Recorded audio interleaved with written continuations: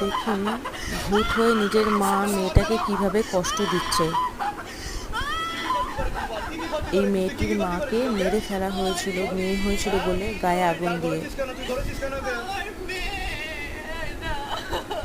তোর মেয়ে?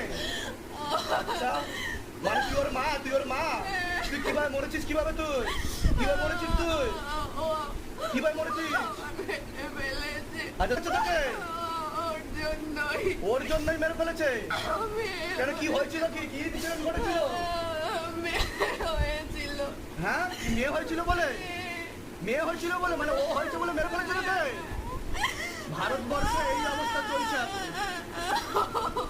হ্যাঁ, তুই মুক্তি পাসনি তুই? হ্যাঁ, পিণ্ড না দিলে বাবা না। পিণ্ড না দিলে আমি তো তোকে পাঠিয়ে দেবো। কোনো পিণ্ডর দরকার নেই, আমি আছি কি করতে? হ্যাঁ।